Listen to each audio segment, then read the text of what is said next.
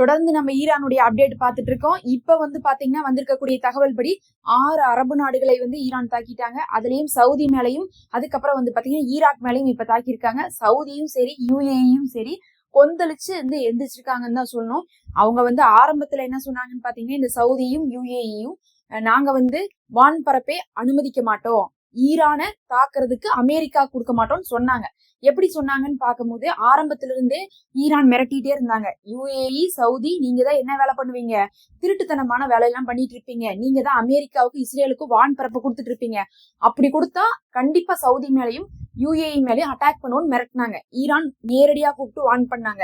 அதனால என்ன பண்ணாங்கன்னா அதுக்கு பிறகு பார்த்துட்டு சவுதியும் யுஏஇயும் அமெரிக்காட்ட சொல்லிட்டாங்க, எங்களுடைய வான்பரப்பை பயன்படுத்தாதீங்க, அதாவது வான்பரப்புனா அங்க இருக்கக்கூடிய அமெரிக்க தளத்துல இருந்தே தாக்காதீங்கன்னு சொல்லிட்டாங்க. சொன்னதுக்கு பிறகு கொஞ்ச நாள் கழிச்சு மறுபடியும் என்ன சொன்னாங்கன்னா சவுதியும் யுஏஇயும் இனிமேல் அமெரிக்காவுக்கு நாங்க கொடுக்கவும் மாட்டோம் அந்த வான்பரப்பை. அதே நேரத்துல ஒருவேளை அமெரிக்கா ஏதோ தாக்கிட்டாங்க அப்படின்னு சொல்லிட்டு ஈரான் பதில் தாக்குதல் நடத்துறாங்கன்னு வச்சுக்கோங்க சவுதியில இருக்கக்கூடிய அமெரிக்க தளத்துக்கு, அதை நாங்க சவுதியில இருக்கக்கூடிய அமெரிக்க தளத்துக்கு தான் தாக்குதல், சவுதிக்கே தாக்குதல் நாங்க எடுத்துக்க மாட்டோம்னு சொல்லியிருந்தாங்க. ஆனா இப்ப அப்படியே நிலைமை தலைகீழா மாறுது. ஏன்னா பாத்தீங்கன்னா அமெரிக்க தளம் சவுதியிலையும் யுஏஇலையும் இருந்தாலும் சரி அங்கிருந்து ஈரானுக்கு தாக்குதல் போல, அதுதான் ரொம்ப முக்கியம். அங்கிருந்து தாக்குதல் போல இஸ்ரேல்ல இருந்து தான் நிறைய தாக்குதல் வந்திருக்கு. அமெரிக்கா கூட சேர்ந்து தாக்குதல் பண்ணிருக்காங்க.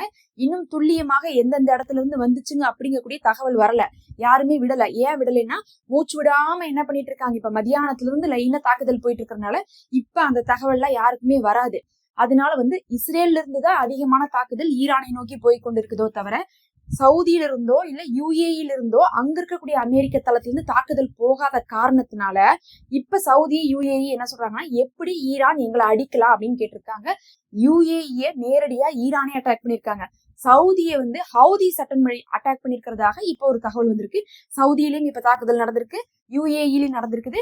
அதுக்கப்புறம் இப்ப ஈராக்ல 9 தாக்குதல் நடத்தப்பட்டு 5 பாத்தீங்கன்னா வான் தடுப்பு வச்சு அவங்க நியூட்ரலைஸ் பண்ணிட்டாங்க, 4 ஹிட் ஆயிருக்கு. இந்த ஈராக்ல நடத்தினது பாத்தீங்கன்னா அங்க இருக்கக்கூடிய ஒரு குர்தீஸ் பகுதி, அந்த குர்தீஸ் மக்கள் அமெரிக்காவுக்கு சப்போர்ட் மக்கள். அதனால பாத்தீங்கன்னா இந்த துருக்கி அப்புறம் பாத்தீங்கன்னா இந்த அமெரிக்கா இவங்களெல்லாம் பத்தி நமக்கு தெரியும். அவங்கதான் என்ன பண்ணுவாங்க, இந்த குர்தீஸை வச்சு என்ன பண்ணுவாங்க, ஈரானை அட்டாக் பண்றதுக்கான வழியை பார்ப்பாங்கிறதுனால ஈரான் உடனே என்ன பண்ணிட்டாங்க, இப்ப குர்தீஸ் மக்கள் அந்த ஒரு பகுதி குறிப்பிட்ட பகுதி அங்க பார்த்தா அமெரிக்காவுடைய தளம் இருக்கு ஈராக்ல இருக்கக்கூடிய அந்த தளத்துக்கும் என்ன பண்ணிருக்காங்க, இப்ப தாக்குதல் நடத்தியிருக்காங்க. 5 இடத்தை நேரடியா ஈரான் அட்டாக் பண்ணிருக்காங்க. சவுதியை மட்டும் ஹவுதீஸ் அட்டாக் பண்ணிருக்கிறதாக சொல்லப்படுது. ஈரான் சவுதியை அட்டாக் பண்ணதா வரல, ஆனா ஈரான் சொல்லி ஹவுதீஸ் சவுதியை அட்டாக் பண்ணிருக்கிறதாக தகவல் வருது. பெரிய தாக்குதல் நடக்காட்டினாலும் சவுதியில ஒரு பகுதியில மட்டும் தாக்குதல் நடத்தப்பட்டதாக வந்திருக்கு. உடனே யுஏஇயும் சவுதியும் 2 பேரும் சேர்ந்து ஈரான் இப்படி செய்யறது நியாயமே இல்ல, எங்களுடைய நாட்டுல இருக்கக்கூடிய அமெரிக்க தளத்துல இருந்து உங்களுக்கு தாக்குதல் வரவே இல்லை, அப்படி இருக்கும்போது அண்டை நாடுகள் மேல இப்படி செய்யாதீங்க அப்படிங்கக்கூடிய ஒரு விஷயத்த சொல்லியிருக்காங்க. அதுல ஒருபடி மேல போய் சவுதி என்ன சொல்லியிருக்காங்கன்னா, யுஏஇ இப்படி சொன்னதுக்கு சவுதி என்ன சொல்லியிருக்காங்கன்னா, அப்படி நீங்க இன்னொரு தாக்குதல் நடத்தினா நாங்க அமெரிக்காவோட சேர்ந்து உங்களை தாக்குவோம் அப்படிங்கக்கூடிய வார்த்தை சவுதி சொல்லியிருக்காங்க. யுஏஇ தாக்குதல் நடத்தாதீங்கன்னு சொல்றாங்க. ஆனா சவுதி ஒருபடி மேல போய் என்ன பண்றாங்க, நாங்க பதில் தாக்குதல் நடத்துவோம்னு சொல்லியிருக்காங்க. ஆனா இதே வாய்தான் அன்னைக்கு என்ன சொல்லுச்சுன்னு பாத்தீங்கன்னா சவுதி, நாங்க ஒருவேளை ஈரான் அமெரிக்கா தளங்கள் எங்க நாட்டுல அடிச்சாலும் கூட நாங்க என்ன பண்ண மாட்டோம், திருப்பி அதை சவுதிக்குண்டான தாக்குதலாக நாங்க எடுத்துக்கொள்ள மாட்டோம் அப்படின்னு சொல்லியிருந்தாங்க. ஆனா இன்னைக்கு பார்த்தா ஒரு சரியான ஒரு வார்னிங் கொடுத்திருக்காங்க. இவங்க அமெரிக்கா கூட சேருவேன்னு சொல்றது இஸ்ரேலுக்கு அமெரிக்காவுக்கும் கொண்டாட்டமா போயிரும். இதை நம்ம பிளஸ்ஸாவும் பார்க்கலாம் மைனஸாவும் பார்க்கலாம்.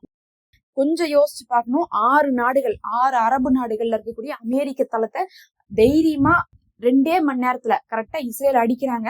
அடிச்சுனும் 2 மணி நேரம் வெயிட் பண்றாங்க. ஈரான் எதுக்காக வெயிட் பண்றாங்கன்னு பாத்தீங்கன்னா, தாக்குதல் நடந்துருச்சு ஈரானுக்குள்ள, அது உண்மைதான், அதை மறுக்கிறதுக்குல, ஆனா அதை நாங்க தான் கிளைம் பண்றாங்களான்னு பாக்குறாங்க. 2 மணி நேரத்துல இஸ்ரேல் வீடியோ வெளியிடுது. என்னன்னு வெளியிடுதுன்னு பாத்தீங்கன்னா, இவங்க எல்லாம் இறந்துட்டாங்க, இந்த இடத்துல அடிச்சிட்டோம், நாங்க 35 இடத்துல தாக்குதல் பண்ணிட்டோம்னு சொல்லிட்டு வெளியிடுறாங்க. வெளியிட்டனுமே அதுவரை வெயிட் பண்ணிட்டு இருந்தவங்க 2வது மணி நேரத்துல என்ன ஆகுது, தாக்குதலை பதிலுக்கு ஆரம்பிக்கிறாங்க. முதல்ல இஸ்ரேலுக்குள்ள அடிக்கிறாங்க. இஸ்ரேலுக்குள்ளனாலும் பல இடத்துல அடிச்சிருக்காங்க. என்னன்னு தெரியல, நம்ம போன தடவை வீடியோ போட்ட போதே 1-2 பேர் சொன்னாங்க இஸ்ரேல் மேல தாக்குதல் நடத்தப்பட்டதாக தகவலே வரலைன்னாங்க. இல்ல வந்திருக்கு, ஐஃபா பகுதியிலையும் கலீலி பகுதியிலையும் தாக்குதல் நடத்தப்பட்டதாக வந்திருக்கு. இஸ்ரேல் என்னதான் செய்தியை வெளியே விடாம வச்சிருந்தாலும் அங்க இருக்கக்கூடிய ஊடகங்களே இஸ்ரேல் மேல வந்த தாக்குதலை உறுதிப்படுத்தி இருக்காங்க. அதனால பாத்தீங்கன்னா டீடைல்டா இஸ்ரேல்ல இருந்து தகவல் வராட்டினாலுமே இஸ்ரேல் மேல இருக்கக்கூடிய தாக்குதல் வந்து பாத்தீங்கன்னா இஸ்ரேலுடைய ஊடகங்களே உறுதிப்படுத்திருக்காங்க. அதனால இஸ்ரேல் மேல தாக்குதல் ஃபர்ஸ்ட் அட்டாக் பண்ணாங்க. அட்டாக் பண்ண உடனே என்ன பண்ணாங்கன்னா அப்படியே போய் UAE, பஹ்ரைனு, கத்தாரு, அதுக்கப்புறம் வந்து பார்த்தா இந்த குவைத், இந்த 4 அட்டாக் பண்ணாங்க. அப்புறம் என்ன பண்ணாங்கன்னா மறுபடியும் இஸ்ரேல் என்ன பண்ணாங்கன்னா அந்த சமயம் மறுபடியும் 2வது அட்டாக் பண்ணாங்க ஈரான் மேல. அதுக்கு பிறகு இப்ப ஈரான் என்ன பண்ணிருக்காங்கன்னா இந்த ஈராக் மேல அட்டாக் பண்ணிருக்காங்க. உடனே 3வது அட்டாக்கும் வந்து பாத்தீங்கன்னா இஸ்ரேல் வந்து ஈரான் மேல பண்ணதாக சொல்லப்படுது.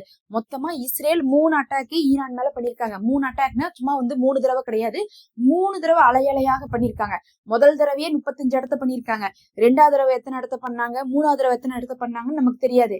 அதெல்லாம் இன்னும் டீடைல்ஸே வரல. 3 தடவையா பிரிச்சு பண்ணிருக்காங்க. ஒரு 2 மணி நேரம் கேப்ல வந்து 3 தடவை இஸ்ரேல் ஈரான் அட்டாக் பண்ணிருக்காங்க. ஈரான்லயும் பேரிழப்புகள் அங்க இருந்துட்டு இருக்கு.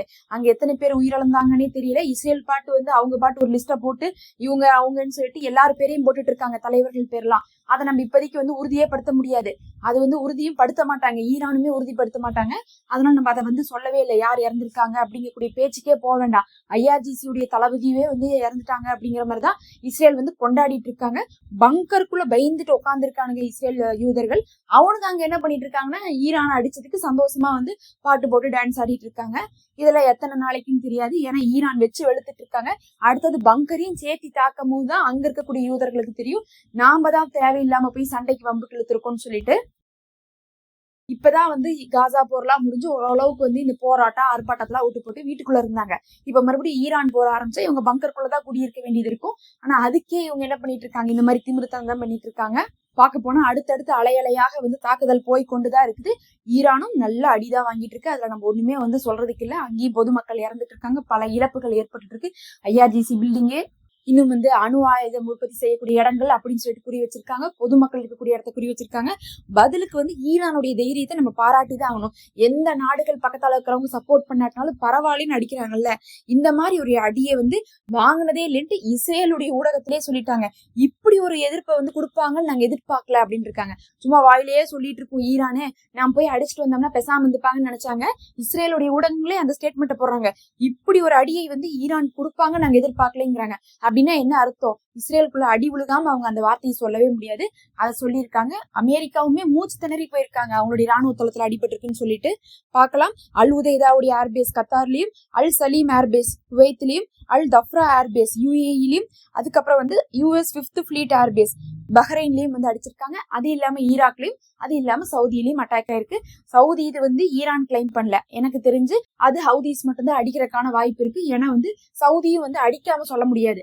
சவுதி வந்து அடிக்காம வந்து நாங்க திருப்பி அடிக்க போறோம்லாம் சொல்ல மாட்டாங்க. அதனால வந்து ஈரான் அடிச்சதாக தகவல் வரல, அது வந்து ஹவுதிஸ் தான் அடிச்சிருக்கணும். ஆனா ஈராக்ல வந்து பாத்தீங்கன்னா அட்டாக் போயிட்டு இருக்குது இப்ப மட்டுமே. மொத்தத்துல ஒரு 6 நாடுகள் நல்லாதான் வந்து என்ன பண்ணிட்டாங்க, நீங்க என்னதான் வந்து எங்க இடத்துல இருந்து அமெரிக்கா அடிக்கலைன்னு சொன்னாலும் இத்தனை நாள் அவனுக்கு இடம் கொடுத்து வச்சதே உங்க தப்புதான், அடுத்ததான் அவன் உங்கள்ட்ட இருந்து வந்துதான் எங்களை அடிப்பான்னு சொல்லிட்டு துணிஞ்சு இறங்கிட்டாங்க ஈரானு. இப்ப வந்து ஈரான்ல இருக்கவங்க மட்டும் நோன்பு வச்சிருக்கல, அங்க இருக்கிற மத்திய கிழக்கு நாடுகளே நோன்பு வச்சிருக்கு. இப்ப நான் சொன்னேன் 6 நாடுகள், 6 நாடுமே முஸ்லீம் நாடு, 6 நாட்டு மக்களுமே நோன்புல இருக்காங்க. நினைச்சு பாருங்க, மத்திய கிழக்கு ரமலானுடைய 10ல இப்ப எப்படி இருந்துட்டு இருப்பாங்கன்ட்டு. அல்லாஹ்தான் காப்பாத்தணும். இதுல வந்து பாத்தீங்கன்னா சில இடத்துல இந்த சாலைகள் ஓரத்துல இருந்துலாம் வந்து வீடியோ வருது. எல்லா இடமே பாத்தீங்கன்னா வச்சுக்கோங்க, பஸ் நிக்குது, வண்டி நிக்குது, அந்த மாதிரிதான் காட்டுறாங்க. அதுக்கப்புறம் வந்து ராணுவ தளங்களை எல்லாம் காட்டுறாங்க. நேரடியா உயிரிழந்ததெல்லாம் யாரும் காட்டல, சும்மா வந்து அங்கங்க வந்து பொதுவா எரிஞ்சிட்டு இருக்கிற மாதிரி ஒரு கலவரம் மாதிரி தான் காமிச்சிட்டு இருக்காங்க. அவங்க எல்லாருக்காகவுமே நம்ம வந்து இந்த இடத்துல வந்து பிரார்த்தனை செய்துதான் ஆகணும். ஏன்னா வேற வழி இல்ல. முஸ்லீம் நாடுகள் மக்களே வந்து இப்ப இந்த ரமலான்ல வந்து இனி இது எத்தனை தூரத்துக்கு போகும்னு கூட நினைச்சு பார்க்க முடியாது. நம்ம அடுத்தடுத்த அப்டேட்டுகள் வந்துகிட்டே இருக்குது, நம்ம வந்து தொடர்ந்து போட்டுட்டே இருக்கோம். அந்த நோட்டிபிகேஷன் கிளிக் பண்ணுங்க. நமக்கு வந்து பாத்தீங்கன்னா நம்ம போறது உங்களுக்கு வரவே வராது. இல்லாட்டினா சப்ஸ்கிரைப் பண்ணி நோட்டிபிகேஷன் கிளிக் பண்ணிக்கோங்க. மெம்பர்ஷிப் நம்ம சேனல்ல இருக்குது. இந்த ரமலான் மாசத்துல ஒரு ஹதியாவாக ஜாயின் பண்ணிக்கோங்க.